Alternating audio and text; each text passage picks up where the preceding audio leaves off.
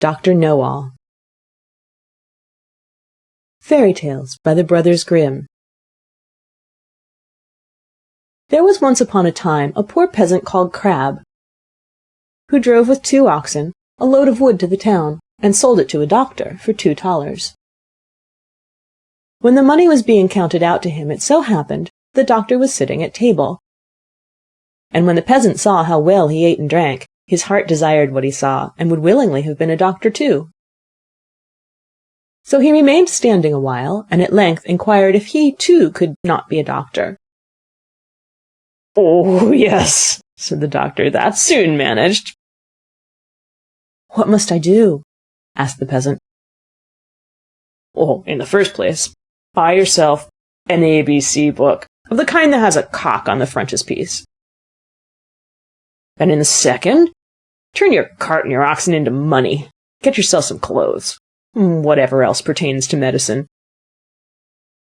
Thirdly, have a sign painted for yourself with the words, 'I am Dr. Know-all,' and have that nailed up above your house door."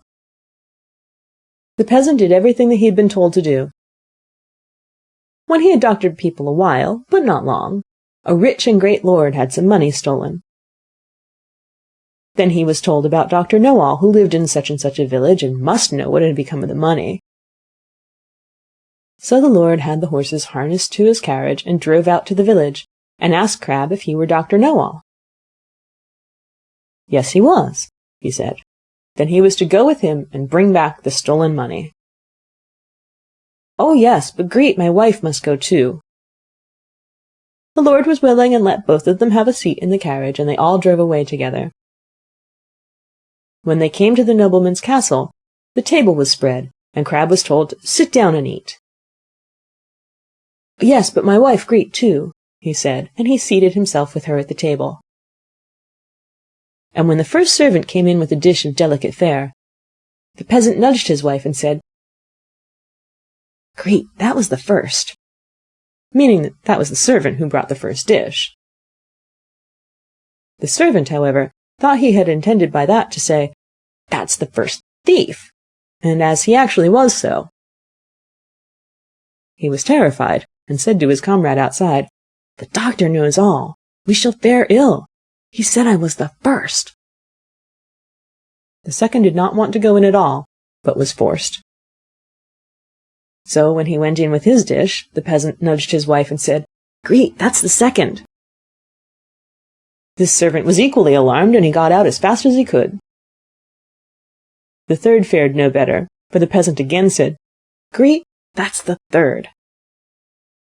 The fourth had to carry in a dish that was covered.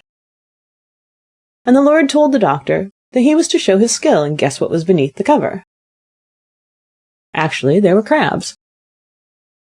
The doctor looked at the dish, had no idea what to say, and cried, "Ah, poor Crabb." When the lord heard that, he cried, "There, he knows it. He must also know who has the money." On this the servants looked terribly uneasy, and made a sign to the doctor that they wished him to step outside for a moment.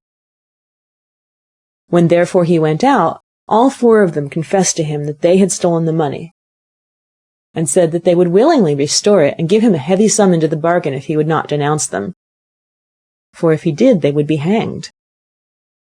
They led him to the spot where the money was concealed. With this the doctor was satisfied, and returned to the hall and sat down at the table and said, "My lord, now I will search in my book where the gold is hidden." The 5th servant, however, crept into the stove to hear if the doctor knew still more. But the doctor sat still and opened his ABC book, turned the pages backwards and forwards, and looked for the cock. As he could not find it immediately, he said, "I know you are there. You'd better come out."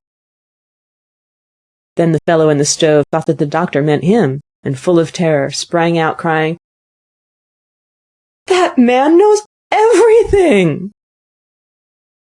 Then Dr. Know-all showed the lord where the money was, but did not say who had stolen it, and received from both sides much money in reward, and became a renowned man.